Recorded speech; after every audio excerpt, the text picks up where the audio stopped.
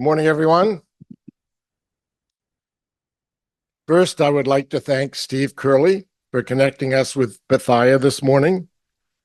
Although I may not use them all, your recommendations are an important part of me coming up with the program.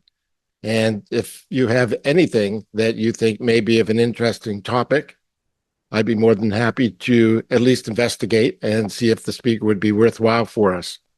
This morning, Bithia Carter has a passion for philanthropy and fueling the 21st century mindset by shining a light on the assets of our communities and how they can be leveraged to improve education, workforce, and economic resources in our communities. Her experiences are rooted in both Wall Street finance and community nonprofit and foundation leadership.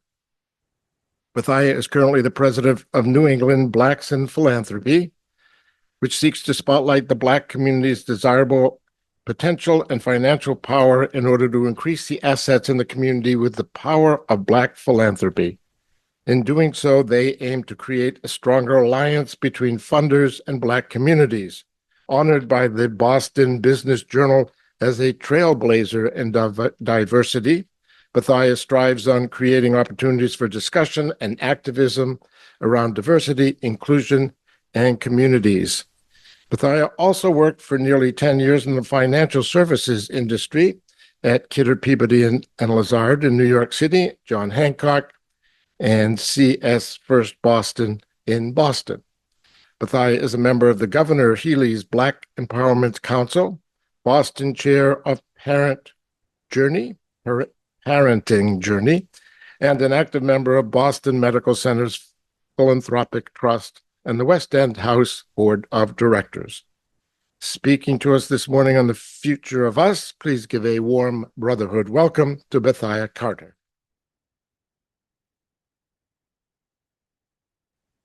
Good morning, everyone. Thank you for a wonderful, wonderful breakfast. Whitefish is actually my favorite. So anytime I can get that, I'm a happy camper. And I have to say thank you also to my friends for inviting me. Thank you so much, Steve Curley, for inviting me here. And Henry, thank you for coming here as well. And hopefully I have new friends when I leave. My name is Bethia, and we're going to talk a little bit about that. But I also thought it would be a good opportunity for us to actually have conversation and really think about more what we have in common, more so than what our differences are. We changed the name of our organization from New England Blacks in Philanthropy to Give Black Alliance because we really think we need to create more alliances now. We need to think about our assets. How do we really envision the future? And the future starts now. So we need all of us in this room to be future visionaries. So one of the things that I thought about as I thought to come here this morning, I thought, what could I talk about? There's not a whole lot that's interesting about me. I try to be a good civil servant, but what could I talk about? And I had a conversation with a dear friend of mine who's a mentor, and he said, I think there's a lot in a name. There's a reason you changed the name of your organization, but also there's the name that you were given. So how many people know the origin of the name Bethia or Bithia? One, his house. So actually, we're a little closer than you think. Bethia was the name of Pharaoh's daughter that took Moses out of the water. It is the first recorded adoption in both the Torah and the Bible. And as a reward for taking Moses out of the water, she was given the name Bethia and as redemption of Israel. And so as I was thinking about, I always knew what my name meant. I always knew where to find it. My name came from my great-great-grandmother, so it's not new. There were a few Bethias running around during that time. But I often thought about, well, what does this name mean? Where, why? There seem to be these themes that keep coming up in my life that I can't run away from. And as I was doing the research for today, some of the things started to make sense. So there are a lot of things that I learned, right, about Bethia. One of the big things that I learned about my name over the weekend, that the name means that you bridge cultural divides. And I didn't know that. And I would say it's something that I've been thinking about and trying to do, particularly after October 7th. Who knew on October 6th, right? Friday. The other thing that you should know about me, I grew up Seventh-day Adventist. So Friday sunset to Sabbath is my Sabbath until Saturday sunset. Sabbath happens to this horrific event, unimaginable everywhere. And I had no idea this was happening because I wasn't reading newspapers, I'm not watching television until I got an email from a friend of mine because we're in a group, a Black and Jewish group that said, have you heard what happened? And I did not. So as I thought about that horrific day, and we all scrambled to try to figure out what could we do. I had friends that had people in Israel. I had people that were very, very close to me who had others that died. We thought, what could we offer? Words is not enough, right? It's okay. We put out a statement. We tried to comfort people as much as we could. But how could we really think about bridging that divide to help people understand this tragedy? So I thought a lot about not only the people I know, but what more can we do? And then other things started to happen around the United States. And other voices came up to better understand, to try to figure out how did we get to this place? And therein lies our conversation about where we are today. And there are many divisions that have come up and many thoughts on what we should do and how we should act and what's right, what's wrong. But here we are. And here's some of the things that came to me. So Bethia takes Moses out of the water. And Moses is a really, really, really interesting person. I'm sure you could probably teach me more about Moses than you. But here are some aspects of Moses that I thought were fascinating. One, he's kind of a bridge to many, many, many, many divides. Bethia takes him out of the water, who's non-Jewish. She sees him, she falls in love with him. He's the most beautiful baby she's ever seen, takes him back to his mother for 24 months, and then brings him into her home to be raised, to be nurtured, to grow. And he grows into this dynamic man, as we know. And then an incident happens where he must flee, and he goes out to kind of find himself, right? And in finding himself, he meets his future wife. Another divide, who is a Cushionite, who is Black, many people say. Whether it's in the Torah, whether the Bible, we know that this area, Cush, is located in the Upper Nile and Nubia, modern day, kind of right around Sudan, Ethiopia, another bridge, another divide that Moses helps to bridge. And as we think about this, I think particularly for Black people, there has been this kinship, I would say, whether it is the story of Moses, whether it is the story of slavery, whether it's our common story, unfortunately, of eugenics, whether it's this story of struggle, of survival that we keep coming back to, that Moses laid the foundation for many of the things that we're still struggling with. Interracial relationships, when Moses brought his wife home, how Miriam felt about her. Whether it is slavery, of rescuing his people, and we have our own songs, and many of you may even be familiar with the Go Down Moses song. I think most people know that song, right? When we hear those minor keys, when we hear that part of the song, right? Go down, Moses, way down in Egypt land.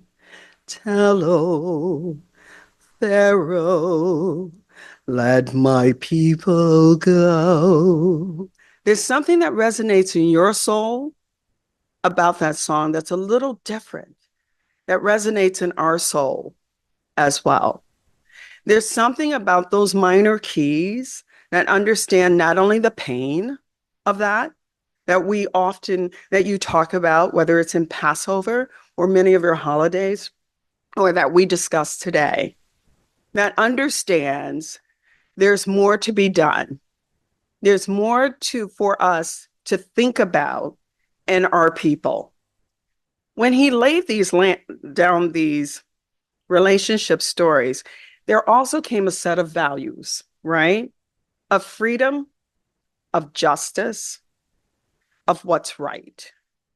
And I think when we think about our giving, our philanthropy, our time, our talent, our treasure, our ties, and our testimony, because our culture is our testimony. This is the thing that fortifies us for the future.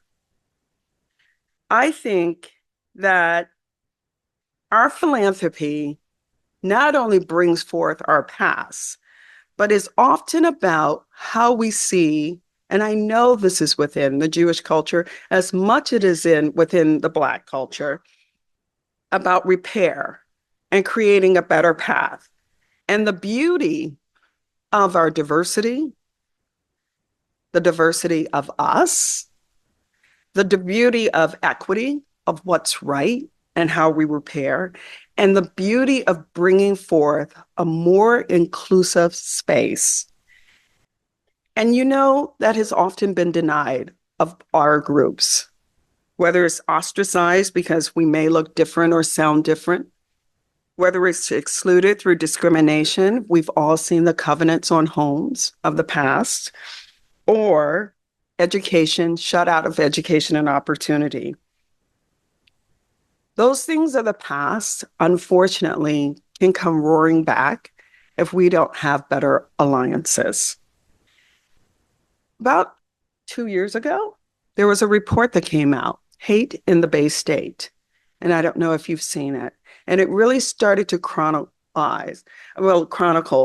the increase in anti-Semitic acts that had long been overlooked, not seen. And now, particularly after some of the recent events, we see these acts rising. We want to say that maybe after October 7th, or maybe after last year, but these acts have always been with us. These acts and the impact of these acts are the things that we have to fight against, similar to fighting against anti-Blackness, because they all come from the same root, that root of hate, that root of fear, and it's fear and loathing in a way. When people are not happy with themselves, they can't love or be happy with others. So it's not our fault. But in the same sense, we have to help people repair and see themselves. That comes through education. It comes through providing more opportunities to learn about our cultures, to provide more opportunities that we're sharing the joy of us and not always eager to assimilate into others. The joy and the wonderfulness of Jewish culture should be known by everyone, similar to my culture. And I think that is where I would like to start thinking about where do we go from here? How do we share ourselves, our history, and more importantly, our future together? So, brings for me another story of what we have taught our children. So, I'm from Cleveland, Ohio, and I am very fortunate in growing up in Cleveland, Ohio. We have a large, active, engaged Jewish population. I grew up Cleveland Heights, Beechwood, Shaker Heights. One of the things that I like is the fact that I had an opportunity to not only sit, learn, go to bat mitzvahs, but to be together in harmony with other people. I also had the opportunity of having great parents who taught me my history, the history of World War II, when many Jewish people were fleeing, as we know, Germany and other places that were hostile, sometimes landed in the South. And when they landed in the South, they couldn't get jobs. And it was our historic Black organizations and actually historic Black colleges and university that opened their doors. And there's a wonderful movie, From Swastika to Jim Crow, that chronicles this transition and people coming not only to our universities and learning of American culture, but also seeing that downside of American culture and help think through how do we forge better alliances. So today, as we think about where we are, the question is, how do we create more of these safe spaces? These places that, similar to Cleveland Heights, Shaker Heights, Beechwood, where I'm from, these safe places that we don't have to often live through fear, that we know that we're here for each other, because we know, whether it is particularly in my culture, no one will hide us when things go wrong. So as we have to think through these alliances and common ground and fighting for good, I would like to think through, what's our new story? Where do we go from here? And particularly, where can our philanthropy take us? As we think about our traditions, our values, stopping hate, what can we do? So it brings me to another story. My daughter is my husband, Andrew Hoffman. He and I have a child, and we used to attend the Advent school. And she had a friend, Wen, and everyone thought they were twins. Everyone. And she kept saying, Mommy, everyone thinks we're twins. I'm like, that's a beautiful thing. Because the beauty of that, my biracial daughter and this Jewish young man were so comfortable playing together, being together, that people actually thought that they were related. And that is the future that I want in the future. And that is the future that I want as we consider, particularly in our holidays, what's Jewish? What's Black? What's our future? Who are our children? What are the stories that they will learn and pass on to their children? This is a time we're getting together for Hanukkah, Christmas. Our families are coming together. We're telling stories of old, of our grandparents, our great-grandparents. But what are our future stories that we want told, particularly from this moment? Again, as I think about philanthropy, and philanthropy, take away the money, but it's really our time and our talent. Money is just a vehicle. Philanthropy is the story of us. Philanthropy is the tradition of us. Philanthropy is the thing that you use to create our culture going forward. And as we think about our culture going forward, how will we use our philanthropy to ensure that our culture survives? Our survival is important. Our survival together is even more important. The United States has gained so much from our rich history, whether it's our music, whether it's our literature, whether it is even our food. We can't let this die. We can't let this just assimilate. We have to find ways to forge a new history, a new pluralism, a new space and place where we can all see ourselves in this place of diversity, the diverseness of us, the beauty of us, inclusion, how we accept each other without losing ourselves, and most of all, equity. How do we bring each other forth? So going back to Moses and the promise of Moses, I would like us to think through, and this is my assignment to you, how do we use our time and talent, our treasure, our ties and our testimony to forge this new future? How do we bring more of your history to me and more of my history to you? How do we create the United States, the United States that we want to see? How do we create the space and place that we're all celebrated? And I do think that Moses kind of brings that back to us as the bridge across culture, the bridge across race, and being, most of all, the bridge to our children's past and their future so we can create a better world for all. And we here at the Give Black Alliance are here to help you do that. Whether it's through we invite you to come to our Black and Jewish conversations that we're hosting around the state, and we will make sure that you have more information about that. But more importantly, we invite you to lift up your voices about all the assets of our communities and bring them together that we have a better future for all. Thank you. Jack, Baron, thank you very much for your visit today. I have actually more of an answer than a question. You were asking, what can your group do? I think the philanthropy and giving a voice would be, to me, the most welcome thing. Financial is, I don't think, necessarily needed, but a voice saying, when we hear Black Lives Matter say we love the Palestinians and, October 7th was deserved by the Jewish people in Israel, a group like yours can say, no, we don't agree with that.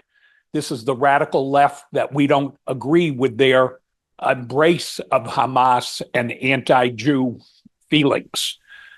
Just a voice of a Black American group, I think, would be wonderful on many different issues. We don't get that support. I'm older than you, and growing up, a lot of Jewish people in the United States always had the back of the Black people who were looking to open civil rights. I mean, it's historically known that Jews were very involved in different Black civil rights groups. Yet I don't see any reciprocation today. I'm sure it's there, but I haven't seen much from the Black community. I thank you for that comment.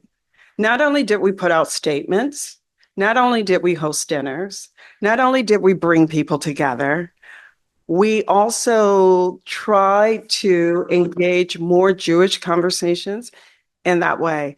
I think we have, how do I say this politely?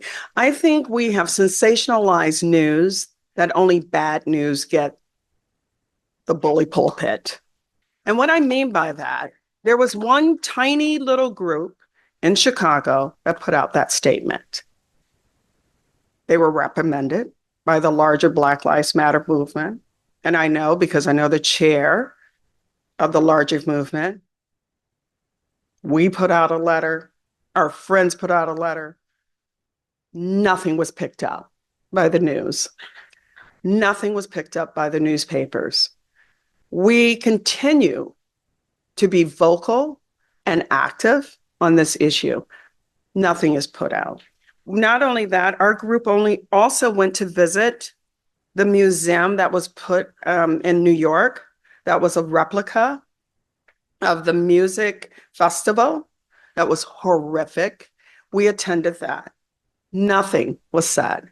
I think that there's a problem with our media focusing on the negative of our communities rather than the positive. Yes. You may have to pay for your voice to be heard. And we have paid and we have offered checks and it's still not. I think that we have to find a way that we hold our newspapers, our media more responsible for the negative comments and the rabble-rousing that they put before us to cause division. And that's one of the reasons, even in philanthropy, we find that a lot of people will focus on the negative of a community well before they'll focus on the positive, no matter how much money you offer, because that's what sells on the other end, right? And so we have to start, and this is my point about finding a future. We have to start, and I'll share our statement with you, and I'll share the statements of others.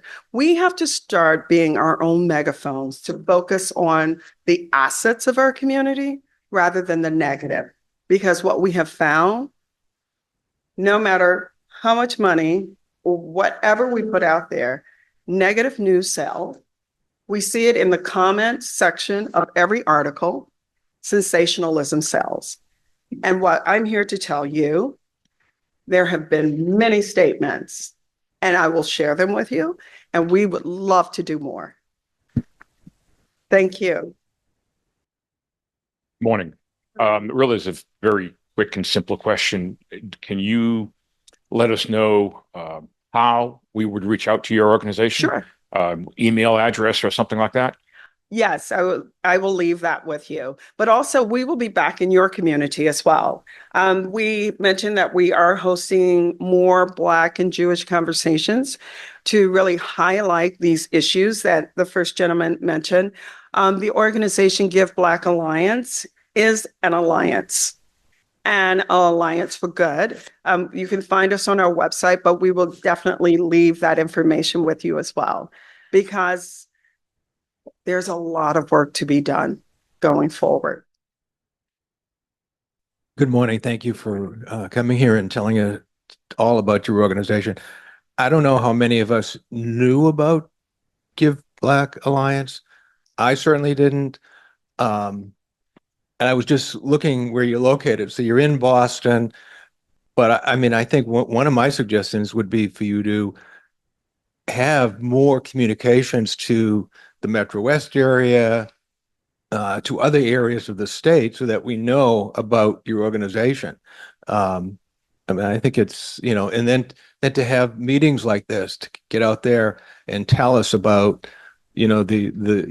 what you're trying to accomplish. I think it's wonderful, but I just had no knowledge of it. So suggestion would be to just get out and do more things like this, get more possible alliances with other synagogues, with other Jewish organizations.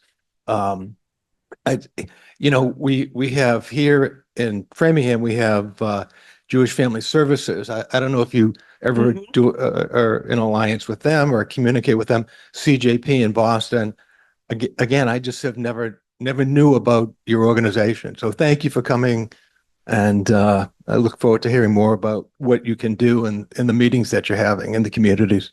Thank you. One of the things that we were thinking about is really partnering with a sister organization, the Shari Redstone Family Foundation, where they're more interested in ensuring that more Jewish children books are actually in libraries, local libraries, and across the state. So that will be an engagement that you'll see more of us participate in.